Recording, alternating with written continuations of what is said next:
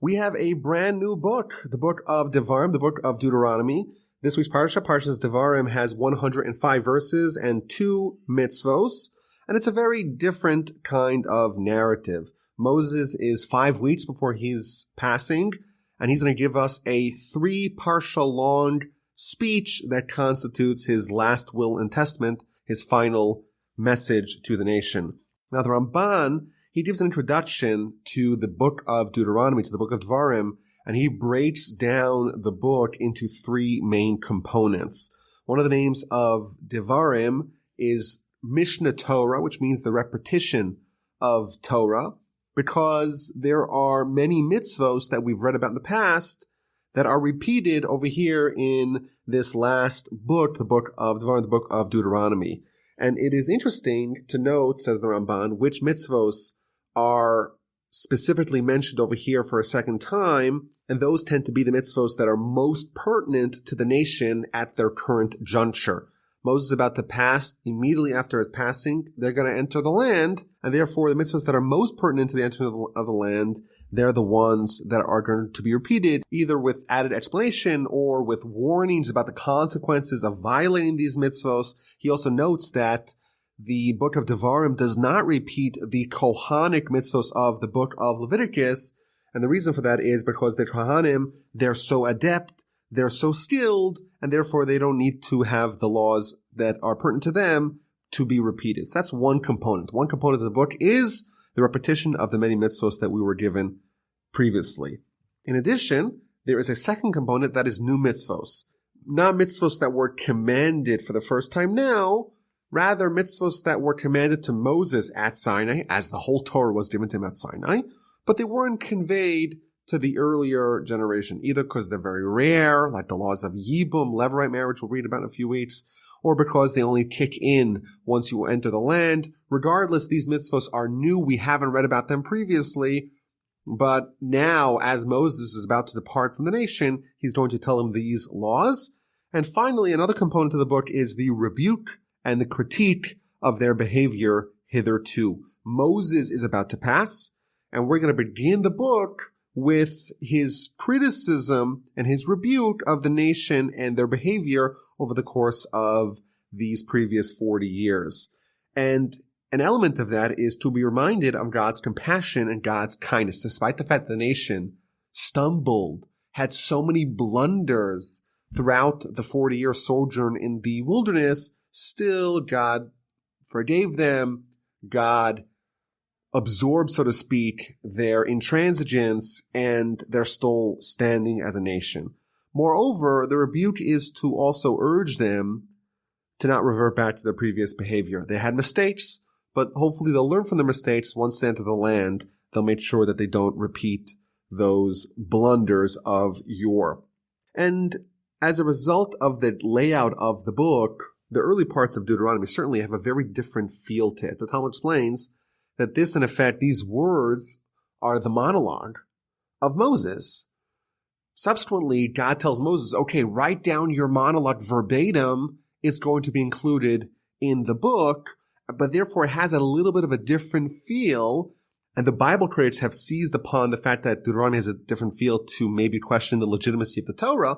But we know by reading the very first sentences that these are the words of Moses that God subsequently said, okay, include it in the Torah. And it's going to begin, the first 4 chapters are a retrospective of the story of the Jewish nation over the past 40 years since the Exodus. And it is really interesting, and we'll do this throughout the whole Parsha, to see which stories that have happened to the Jewish people since the middle of the book of Exodus, which stories are highlighted, which stories are mentioned but only are hinted at, which stories are elaborated upon, which stories do we find new bits about? And of course, there are some stories or some episodes that seem to be omitted entirely. So that's the introductions that we have here. Let's begin the Parsha. So I want to read the first 5 verses to get a sense of this very long and cryptic introduction to Moshe's message to the nation, and then we'll put in context with the commentary of Rashi. These are the words that Moses spoke to all of Israel on the other side of the Jordan, concerning the wilderness, concerning the Arabah, opposite the Sea of Reeds, between Paran and Tolfon and Laban and Chatzerot and Dizahav. That's the very first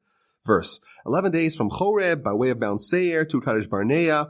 It was in the 40th year, in the 11th month, in the first of the month, when Moses spoke to the children of Israel according to everything that God commanded him to them, after he had smitten Sichon, king of Amorites, who dwelt in Heshbon, and Og, king of Bashan, who dwelt in Ashtaroth in Adrei, on the other side of the Jordan, in the land of Moab.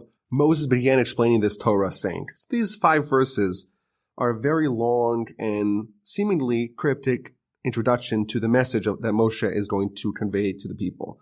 So when we read Rashi, we find out that this, in effect, these 5 verses, while it looks like it's an introduction, it really contains a very deep and powerful message, not only for the people listening to it, but for us reading it today.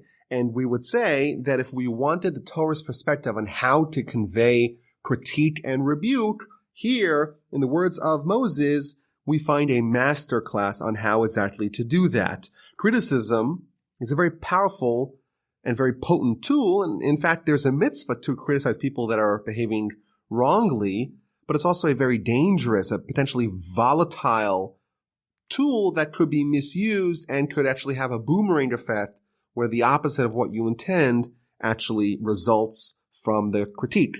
And here we see how Moses criticized the Jewish people via the lenses that Rashi gives us. So it begins, these are the words that Moses spoke to all of Israel.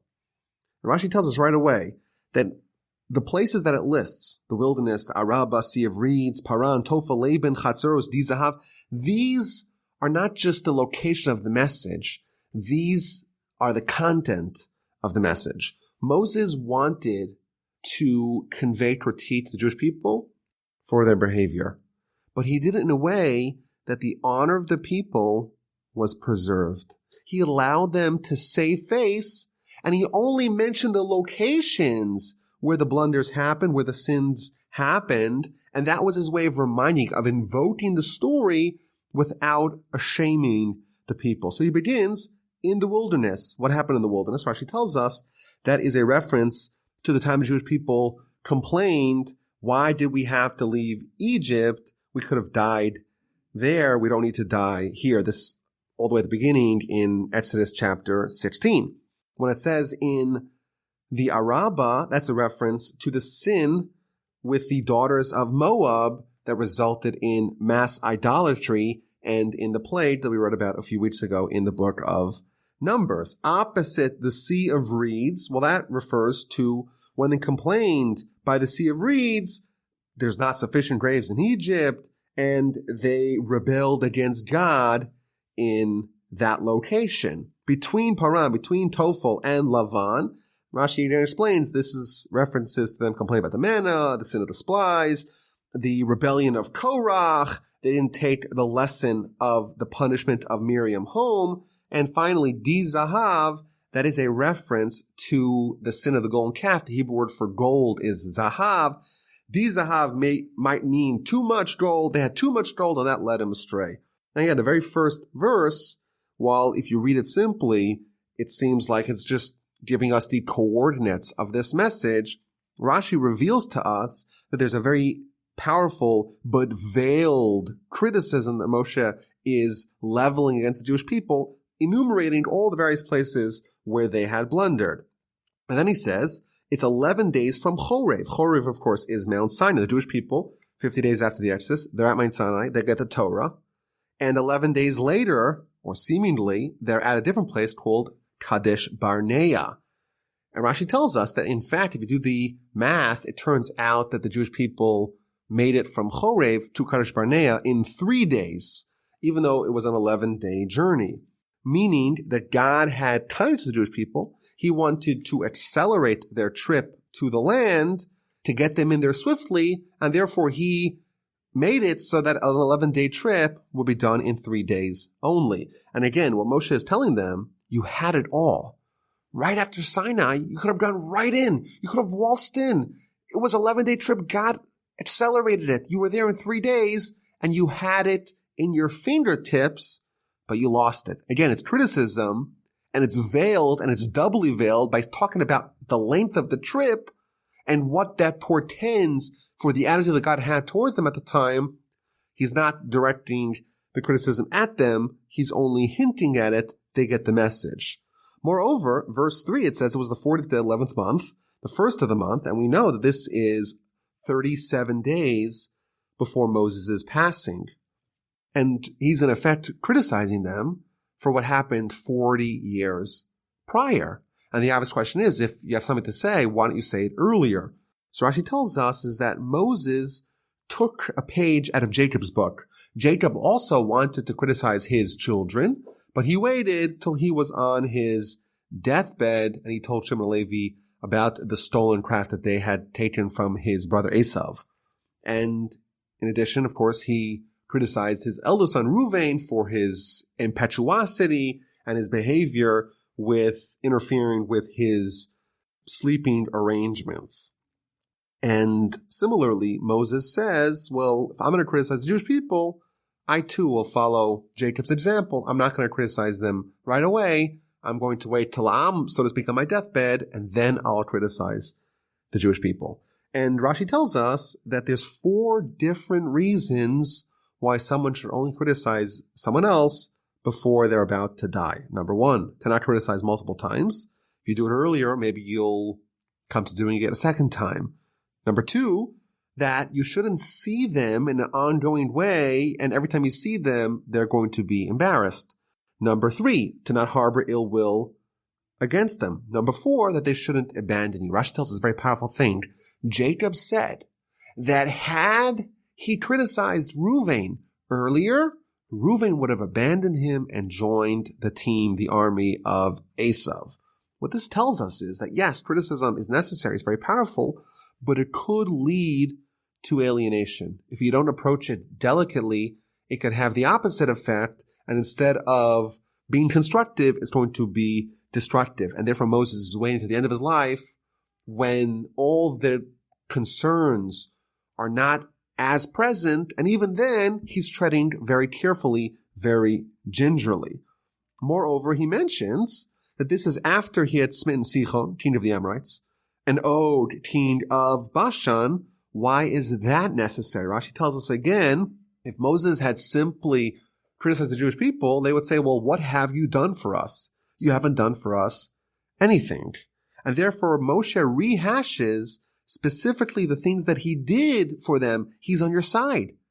He fought the wars for you. He conquered the fearsome and mighty enemies, Sichon and Og, and therefore, you know he's on your side. He's working tirelessly on your behalf, and therefore maybe you should listen to what he has to say. You know he's in it for your best interest. And of course, the obvious question is, does Moshe really need to rehash that? Isn't it obvious? He did everything for the Jewish people. Why does he need to wait until right after he smote Sichon and Og? And the answer is that invariably, when you rebuke, when you criticize someone, they automatically get defensive. And they're going to lash back. Really? You're just saying this for this and this reason. People tend to lose perspective. They recoil and they lash out against you. And unless it is so abundantly and undeniably and incontrovertibly clear that the person has your best interest in mind, they're not going to accept it. And therefore, the message is both veiled and it's delayed, and it's done specifically in an orientation, an environment where Moses' intentions and his attitude towards the Jewish people and the goodwill that he has built up is undeniable, and only then does he dispense his critique for the nation, and of course with the hope that they take the right message, the constructive message, and they don't just feel like, oh, Moses is trying to get back at us, oh, he just wants to make us feel bad. They accept it in the way it was intended. And of course the lesson for us is, we think that maybe if we criticize someone, it's a good thing. And we should detail their sins and highlight exactly what they did wrong, lambast them for it. And so we see here that Moses doesn't do that. He doesn't blindside them. He talks very gently and very sparingly, dropping only hints and treading again with tremendous delicacy around this issue. And I want to add another point.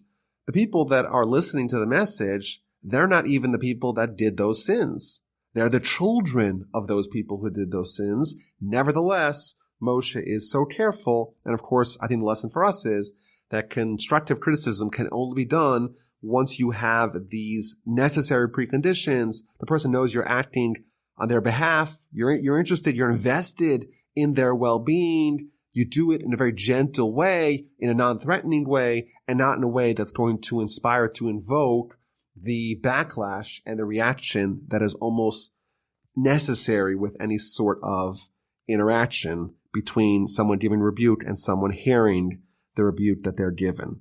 So that's the introduction, and Moses begins explaining the Torah. Rashi tells us that this is his mission. The mission of this book is to explain the Torah in such a way that it is scintillatingly clear. Rashi tells us that it means he explained it in 70 languages, which some understand as literally he took it all the languages possible and translated, explained the Torah in that way, or it means in a way that is so clear, it is so lucid and so well known that it's understood to all.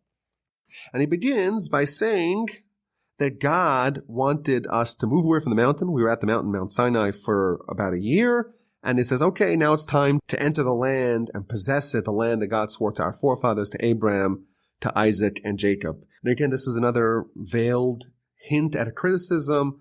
We could have just come take it, to possess it. We didn't need spies. We didn't need scouts. We didn't need weapons. And God was on our side, of course. We are invincible if we have God worrying for us and taking care of us.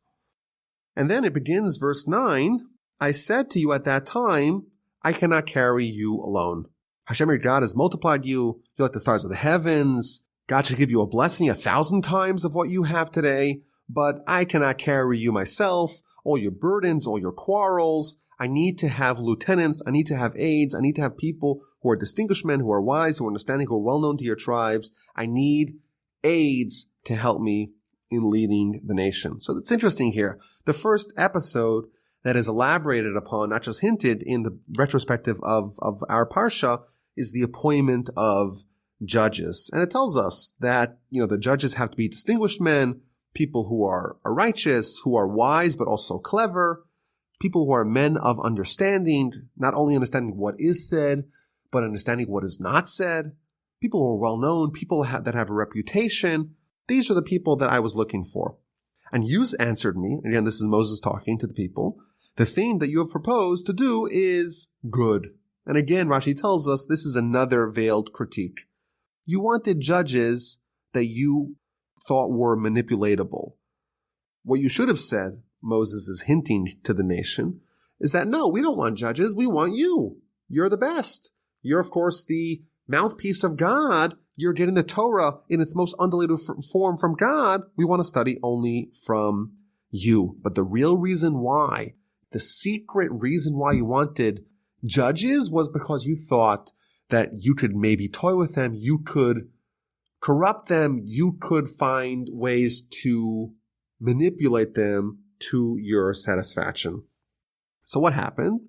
I took the heads of your tribes and people that were wise and well known, and I appointed them leaders of thousands, leaders of hundreds, leaders of 50s, and leaders of 10s, the officers for your tribes. There were, of course, the judges. There were the enforcers of the judgments. This is the police state, so to speak, the people who are there to enforce the rulings of the judges. And this hierarchy, of course, we read about in the book of Exodus. This was proposed, at least in the book of Exodus, by Moses' father-in-law, Jethro, where there was this hierarchical system. Every 10 people had one leader. If they had a question, they would ask him. And then every 5 groups of 10 would have a leader of 50. And then every 2 of that would have a leader of 100. And every 10 of that would have a leader of 1,000, etc., until the most difficult questions would be presented to Moses. So this is the first idea that is talked about here at length, is the appointment of judges. So I want to maybe suggest an answer as to why specifically this story, there's a need to highlight it now as the Jewish people are on the doorstep of entering the land. It's been 40 years. Moses is about to pass. Why is this so important? Maybe we could suggest, Moses is set to hand over the reins of leadership of the nation to Joshua. There's no greater shoes to fill. The nation, and perhaps Joshua himself, maybe secretly are dubious about his ability to carry the burden, to execute the role, to follow Moses. And therefore Moses says, well, I too were not an invincible leader. I too said I couldn't handle it. I too had to appoint underlings and lieutenants. And maybe that would inspire confidence in Joshua that he doesn't need to be the perfect leader. He has to be the best leader that he could be. But God chose him because God believes in him. He has the ability, but don't think that you have to be like Moses. Moses was perfect. Even Moses' leadership, so to speak, Moses himself in his humility is acknowledging the fact that he couldn't do it, or at least he couldn't do as much as he maybe would have wanted to do, and he had to call in for some assistance. Now, it is interesting. Some of these components of the mandate of a judge are not found elsewhere in the Torah, and we do find some mitzvos here that are the guidance, so to speak, for judges.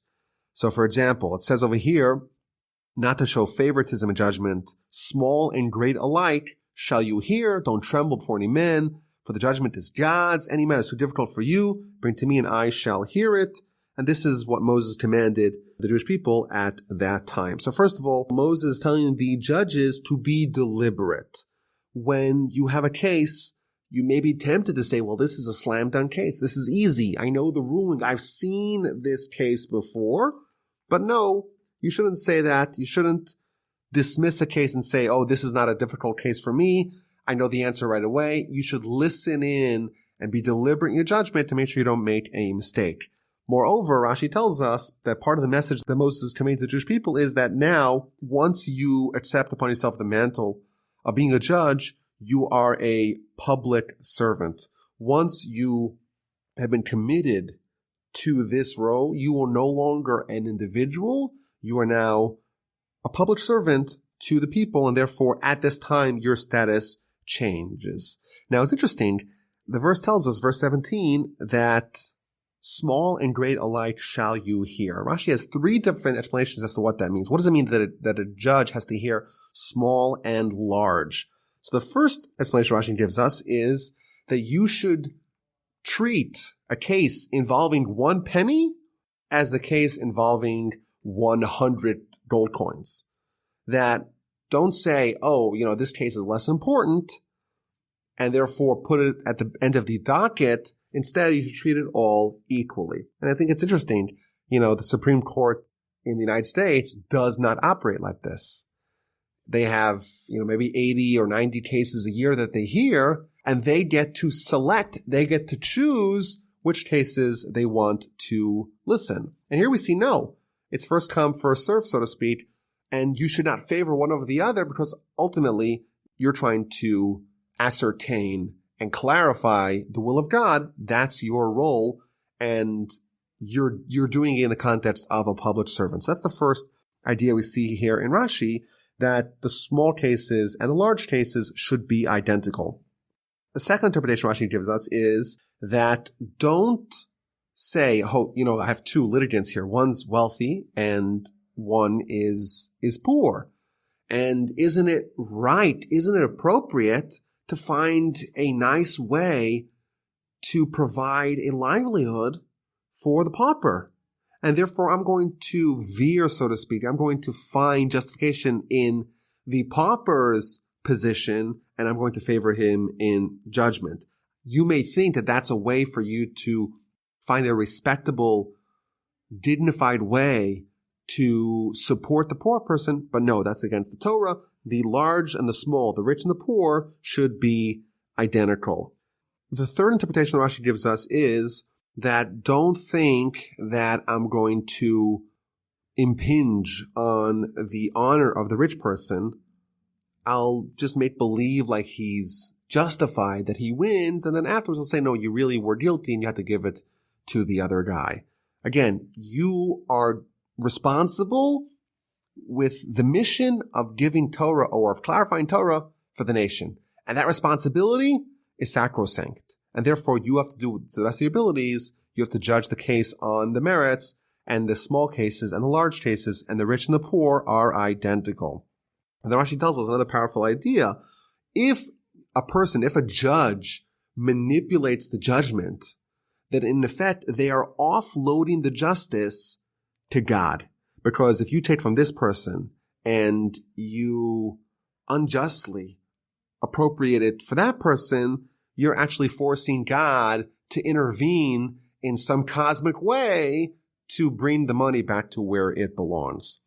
Now, the interesting question here that the Ramban asks, the question, in the book of Exodus, there is a big role for Jethro, the father-in-law of Moses, to play in appointment of these judges. Yet over here in the beginning of the book of Deuteronomy, he's not mentioned at all. And if he's the architect of this whole system, isn't it appropriate for him to be mentioned? Why is he not mentioned in our description, in our retelling of the organization, of the building of this structure of the legal system and the judges? And he gives us three answers, very interesting. First of all, he says that Jethro was humble and would not want his accomplishments to be broadcast to all of Israel. So therefore, to preserve the humility of Jethro, it is unmentioned. And then he says something very interesting. He says, this nation, Moses is 120 years old. They're much younger. They revere him. They don't know him growing up in Egypt. They don't even know him from the Exodus story and the 10 plagues. They know him as this angelic figure who's leading the nation. And if they find out that his father-in-law is that former priest, that former idolater from Midian, Jethro, and his wife is a Cuthite, maybe that they would not look too fondly upon that. And therefore the Ramban tells us that a leader has to preserve his dignity. And he must not at least deliberately invoke something that his flock, whether justifiably or otherwise, may view as shameful. And finally, the Ramban tells us that really, even though this was proposed by Jethro, ultimately Moses asked God if this system was proper, and therefore the implementation of the scheme was not a result of the initiative of Jethro. Yes, he's given his plaudits in the book of Exodus, but ultimately when we're talking about the implementation, that is Moses in consultation with God, and that's why Jethro's role is ignored, at least over here. Now, in addition here, in verse 18, it says, I commanded you at the time all the things that you should do. And this is a little bit of a cryptic verse. It's not clear exactly what Moses is referring to. I command you at the time all the things that you should do. So Rashi tells us that what it's talking about, or what's referring to over here, is the 10 differences that exist between monetary cases and capital cases in a Jewish court of law. The Talmud enumerates 10 differences between capital cases and criminal and other civil cases. And I think going through these 10 things, it is a sense of the Jewish jurisprudence and the sensitivity that it has around the idea of capital punishment. If you read the Torah and you read the laws and the mitzvos, it seems like there's many mitzvos, at least relative to standards that we have today in the Western world. There's many mitzvos that seem to carry with it the threat of the death penalty. Yet when you learn about what the court needs to do to actually arrive at such a guilty verdict and to actually execute someone, there are draconian regulations that make it very difficult to actually dot all those I's and dash all those T's. And here we have 10 differences that exist between capital crimes and between monetary crimes in how the court has to actually go through and deliberate these cases. And that shows you that it's actually vanishingly rare for someone to be tried and be found guilty and be executed in Jewish court of law. Of course, the Talmud tells us that a Jewish court of law that executes more than once every 70 years is a bloody court, meaning they're not doing their job. Moses continues his message, and we journeyed from Horeb. We went through the entire great and awesome wilderness, and we passed the Amorite mountains. And I said to you, I've come until the Amorite mountain that Hashem, our God, has given us. See, Hashem, your God, has placed you. The land is before you. Go up and possess it. As Hashem, God of your forefathers, has spoken to you, do not fear and do not lose resolve. The land was delivered to us on a silver platter. Again, we didn't need to have spies. We didn't need to have any weapons. God gave it to us. It's our inheritance. We don't need to fear them, and we don't need to lose our resolve. It is ours if we want it. But of course, the nation didn't want it. They wanted first to take the measures necessary as if it was not a miraculous conquest, as if it was a regular military conquest. You send the scouts to reconnoiter the land, to do a reconnaissance mission, and you asked, let us send men ahead of us and let them spy out the land and bring word back to us, the road which we shall ascend and the cities which we shall come. And this is, of course, the episode of the spies. The people, they asked Moses, can we send men to go scout the land, to go reconnoiter the land and find out how to attack it, as if it's not miraculous. And this, of course, where the mistake begins. And Moses responds, again, this is all his monologue, the idea was good in my eyes. So I took 12 men, 1 man from each tribe, and they ascended the mountain, and they went to the valley of Eshcol, they spied it out, they brought back the fruit, and they came back to us, and this was their message, good is the land that Hashem, your God, has given us. So a few things here. First of all, Moses here plainly states that he approved of it. He's giving this retrospective of the 40 years to the Jewish people, and he is going to begin to criticize them about the episode of the spies, but he plainly states that the idea was good in his eyes. So how do you criticize the Jewish people when you yourself signed off on the plan? So Rashi tells us that Moses, yes, he gave approval, but he was just given his approval to demonstrate how convinced he was that there was nothing wrong with the land, in the hopes that when they see his confidence, they will drop their request to appoint spies. And he gives this wonderful parable. You have someone who's selling a donkey, and the guy comes and says, okay, can I try it out? Can I try your donkey, see if it's healthy? And the man says, sure. Well, can I go up the mountains? Can I go up the valleys? And he says, sure. And if you see the guy is so confident in letting you try out the donkey, you don't even need to try it out. You can sense from his confidence that the animal is sturdy. Similarly, Moses is saying, I'm so confident. We got the land. Yes, go send spies to scout it out. I'm so confident. Yet his intention was that confidence would inspire confidence amongst the Jewish people, and they would say, you know what, we don't even need it. But of course, they did not do it. And then he retells the story. It's really interesting what his version of the story is. These people, the 12 scouts appointed to go inspect the land, they come back with a message, the land is very good. And the obvious question is, Moses buried the lead. The most important part of the message was not the land was good, is that the land was bad and unconquerable, a land that consumes those who live in it, a land where the people are so mighty and the cities are so unconquerable, are so formidable. Yet he comes here with the message, the land is very good. And Rashi, of course, tells us that, this was the message that Joshua and Caleb gave. But the obvious question is, well, yes, Joshua and Caleb, 2 of the 12 messengers of the 12 scouts came back with that message. The other 10 came back with a very different message. And maybe the answer is that yes, these 2 people, they are saying the truth. The rest of them are wrong because they're going against God. You have 1 million ants. They don't hold sway over 1 intelligent person. 1 billion humans don't carry any weight if they're arguing against God.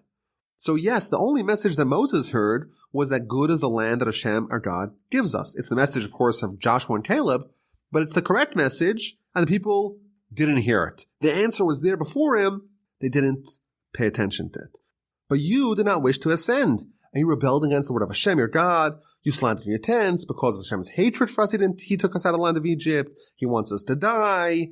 And you got all sad, and you started crying.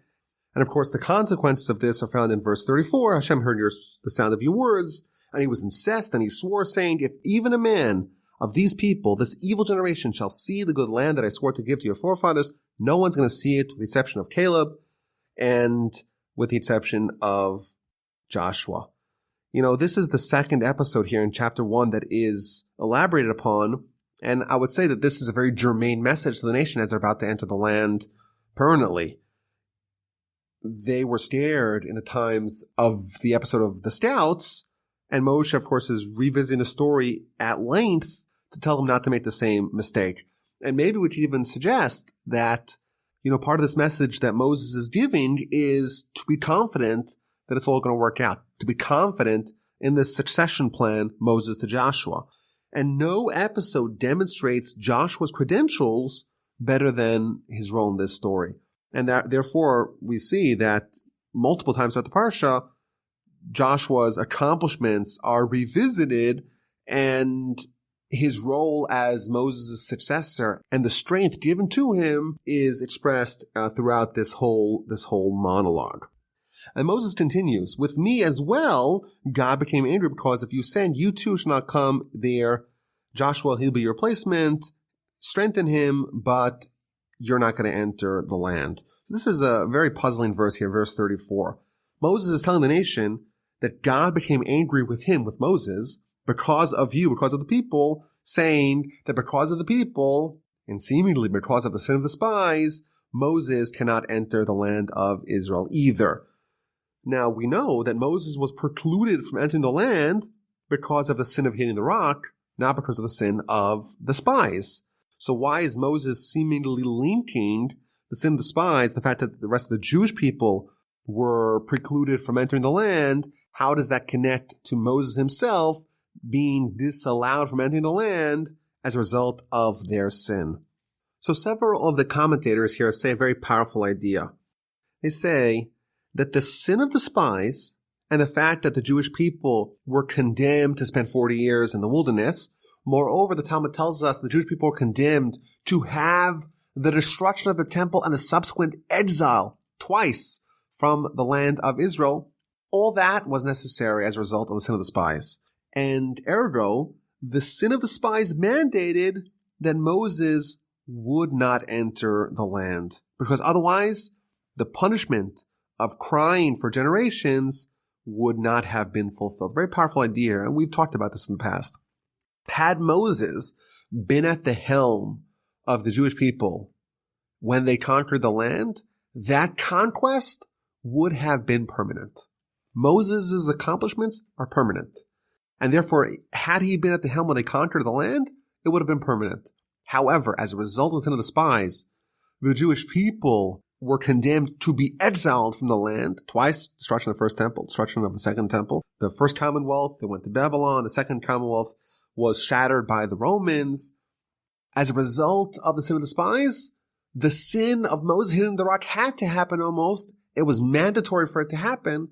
And therefore, that ensured that Moses would not lead the Jewish people into the land, and that therefore the people will not be there permanently. The conquest will not be set in stone and undoable and immutable, and therefore the conditions would be present for them to be kicked out subsequently. The Ramban also tells us, really interesting, the names of the spies are not mentioned. And the reason is because Moses is not coming to denigrate individuals. He only wants to speak to the public. The public sinned.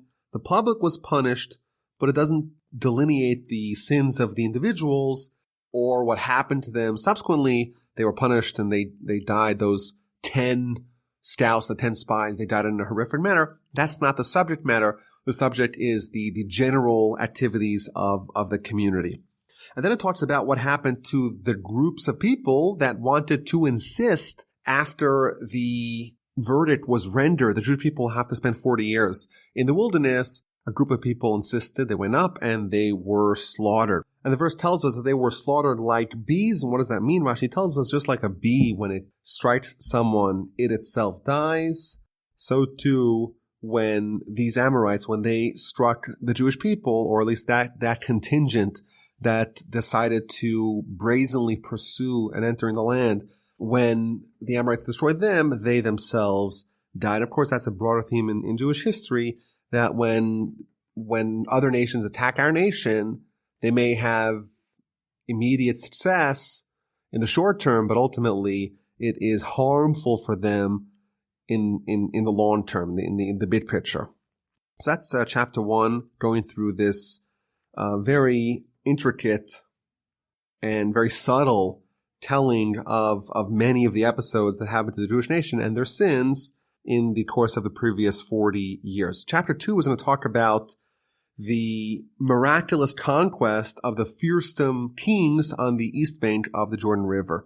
And again, we can maybe postulate that the reason why these parts of the story are told at length, it's to comfort the people, to give them confidence, just as God was with us when we destroyed those seemingly unconquerable nations on the east bank of the Jordan. So too, when we encounter the enemies on the west bank, they too will be easy pickings for us. We will be able to triumph over them because God is with us. But it begins with the first nation that they encountered. That is the land of Seir. Of course, those are the descendants of Esau. And those people, God says, no, you cannot provoke them. You cannot conquer them. If you want to go through their land, you have to pay for your food. You have to pay for your drink. They are untouchable. Why are they so untouchable? Rashi gives us two explanations. Either because this land was apportioned to them by God, and therefore because it's given to by God, you cannot deduct from it. And Rashi elaborates that Abraham got 10 lands. The 7 Canaanite lands are for the Jewish people. The land of Seir is for the other heir of Abraham, and that's Esau. And then Ammon and Moab, those are given to Lot. He's almost like a son to Abraham, and therefore those lands also we cannot conquer. Thus, the first reason why we cannot conquer the land of Seir is because it's rightfully Esau's. Alternatively, what Rashi tells us is that, yes, it's going to be ours, but that is for the times of the Messianic era. When Messiah comes, that's going to be our time and opportunity and our moment to conquer the land of Seir.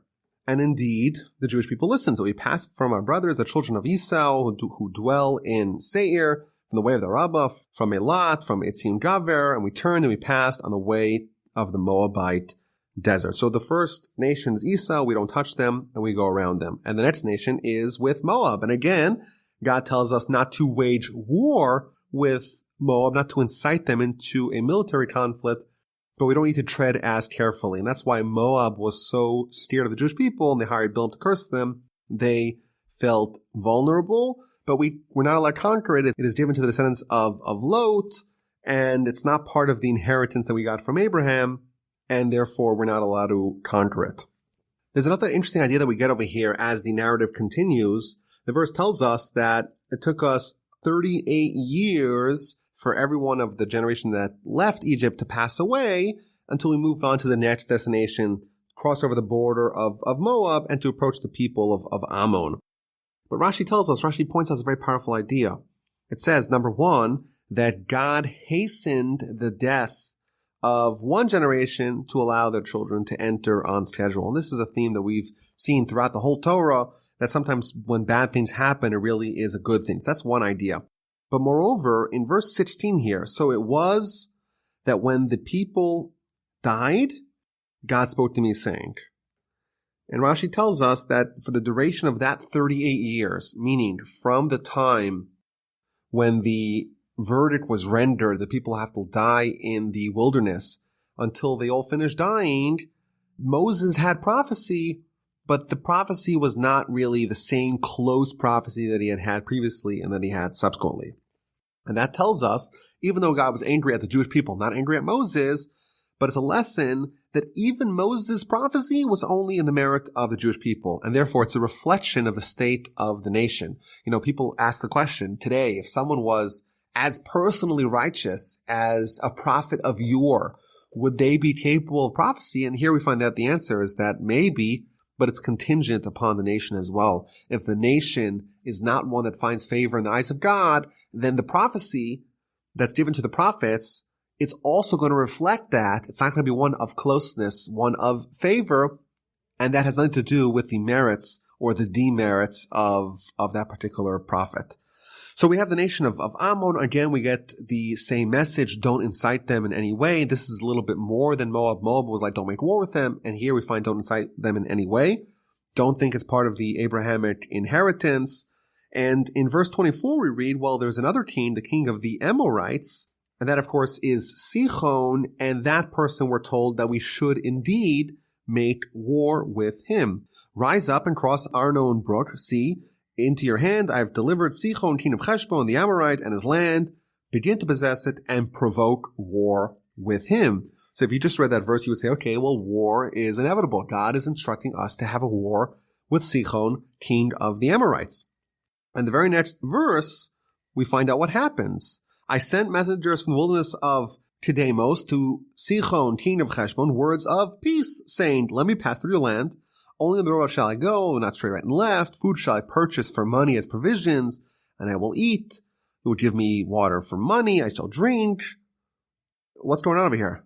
Moses was given a very clear directive by God, go make war with Sichon, and Moses instead is sending peace overtures. Why is he extending the olive branch when God said clearly, go make war? And Rashi gives us two answers, and the Ramban gives us a third answer.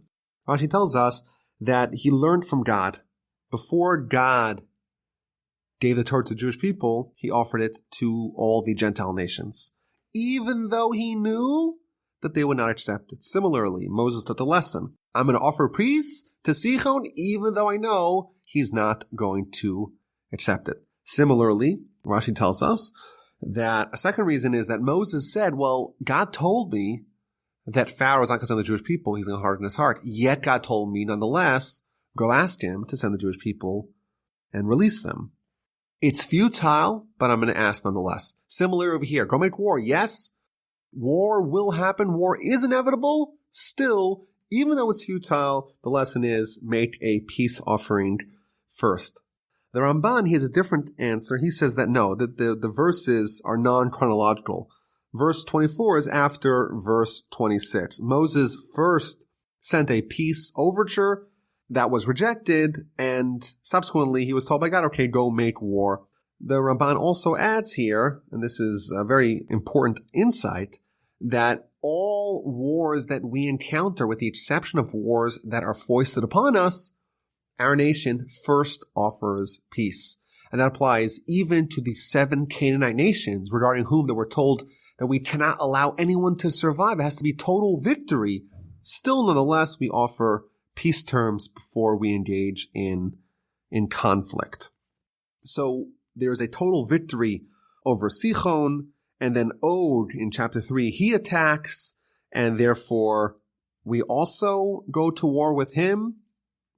He was not given the peace terms first because he attacked without being provoked. Moses is told by God not to fear him.